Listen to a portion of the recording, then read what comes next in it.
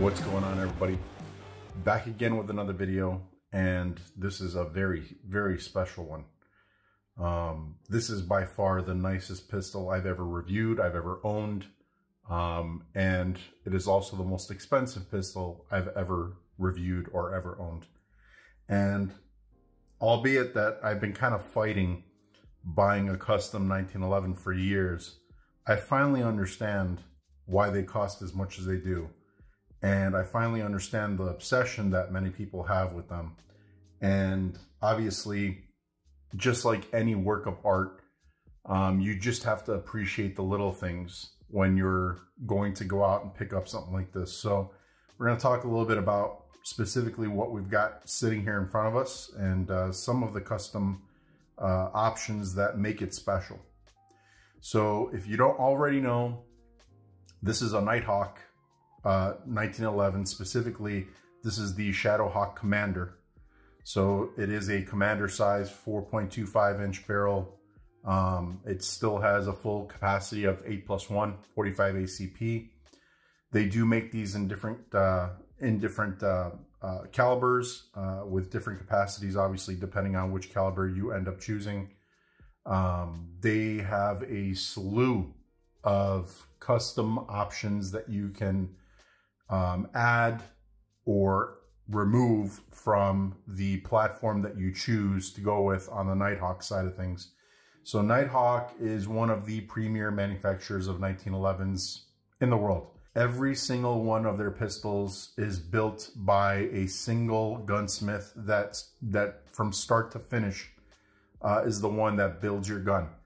After that gunsmith is done, his name is etched under the grips. So super special that it's literally one person's set of eyes that's on the pistol that you end up buying from start to finish. They perfect it. If you ever choose to buy a second or more pistols from Nighthawk, you could actually request that the same gunsmith build all of your guns, which is also very unique. But like I said, this is the Shadow Hawk Commander in 45 ACP. So some of the features that are on this particular pistol, some of the things that were added or removed, I'll explain here in a second. So essentially, with the Shadow Hawk, you get these more coarse serrations than you do on some of the other models that they've got. So a little less old school, a little bit more new school on these serrations. You do have them on the front and on the back. You also get a one-piece metal magwell, which is really nice. The main housing over here, and the main spring housing and the magwell is all one piece, all metal. Very cool there. You have a flat-faced metal trigger, so incredible trigger. It's less than a 3-pound pull, and it's got zero movement. I'll show you guys that in a second. You have the thick bushing and the smooth plug. You have the reverse crown barrel, and the barrel itself is gold nitrided, and the hood has been fluted. You also have, on this particular one, you've got custom engraving because the Nighthawk logo that normally is on this side of the slide has been removed, opting only for the Moonhawk logo behind the serrations on either side of the slide. So it's a low-key 1911. Obviously, you can see it's pretty much murdered out with the exception of the barrel, which just gives it some really ridiculous pop. The grips that are on this particular one are from Rail Skills, and these are the grips that come usually on the Nighthawk Agent 1911. So it was an extra feature, obviously, again, added to this custom setup. What makes Nighthawk and other 1911 custom 1911 manufacturers so special? What makes their gun so special? It's really just a matter of the fit and finish. You guys hear me talk about fit and finish a lot with just about every gun I review. I appreciate something that took a lot of time in order to craft. I appreciate something that took a detailed eye and it was done by hand. in order to perfect, because you can only do so much with you know, computer machining and things that are automated. And yeah, you can make badass production 1911s. I've shown you guys some really nice ones that are a hell of a lot less expensive than, you know, what we've got here in front of us. But ultimately, what you're getting for that extra $2,000 or $3,000 is that every single piece of metal on this thing has been smoothed, has been beveled, has been machined to perfection, has been fit to perfection. And it's just, there's no sharp edge on this pistol whatsoever. There is no seam that you can't feel like it's just one piece of metal. It's literally the slide and the frame were basically molded to fit together exactly like this. And it's just the manual sanding and beveling and all those hours and hours of just by hand smoothing every surface on this thing that make it as expensive as it is. On top of that, you're getting obviously quality barrels from Nighthawk Custom.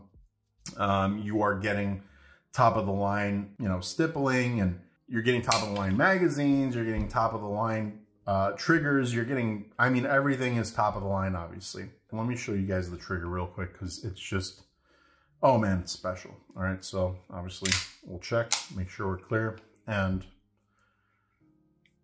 watch the crispness. So you got like almost no movement. You got literally a millimeter. You hit a solid wall and break. All right, no over travel. The reset, you can miss it. It's so short. There it is. Just moving basically up that 1 millimeter to get back to the wall, and crisp break. It's an amazing gun, okay? Everything that they make is incredible.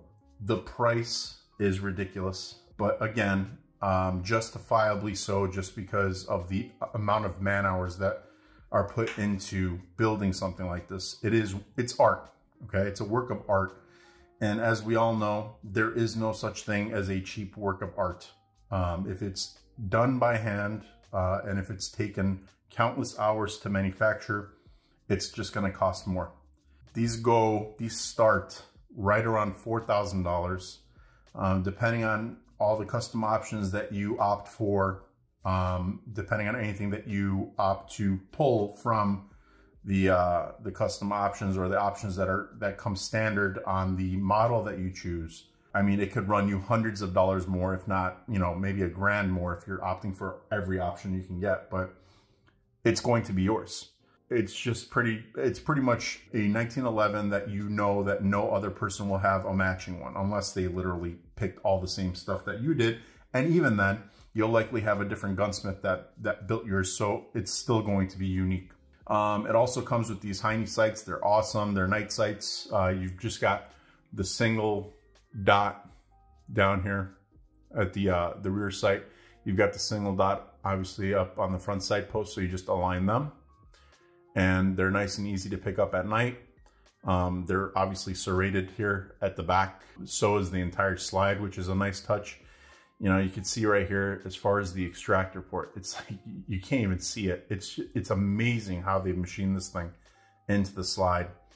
And it's tight, okay? So one thing I was concerned about was how tight a Nighthawk would be, because I've heard stories of certain custom 1911 manufacturers that make them a little too tight. And sometimes it takes more than 500 rounds to try to break in some of these custom 1911s. So I wasn't looking for something that was going to be overly tight. So I was kind of worried and curious to see how the Nighthawk was going to be. I could tell you it's tight, okay? Obviously you can see here, as far as your slide to frame finish, it's freaking flawless. You got no gaps that you can see, but it's not so tight to where it's ridiculous. Like, it's very smooth. And I know it's hard for me to describe to you how smooth this is, but it literally feels like it's riding on ball bearings. The only initial friction that you're getting is basically just to engage the spring a little bit. And then once you do, it's just smooth and it's just the tension on the spring. Otherwise, it's extremely smooth, as you could tell right here. Like, it's butter. But that said, it's still tight enough to where you have a very ideal type of frame to slide finish that is still not going to have major gaps, or it's not going to have any type of wiggle to it. So I feel like they've kind of hit that perfect spot where it's not tight enough to worry about whether or not it's going to function out of the box, but it's still not loose enough to where you're starting to hear rattling and things that are going to make this not feel like a $4,000 gun. With that said, guys, I'm keeping my videos a little bit shorter now and kind of going into the future, just because according to YouTube analytics, the attention span of the average YouTube viewer, especially when it comes to gun videos, is right in that 5 to 10 minute range, which we're already kind of over.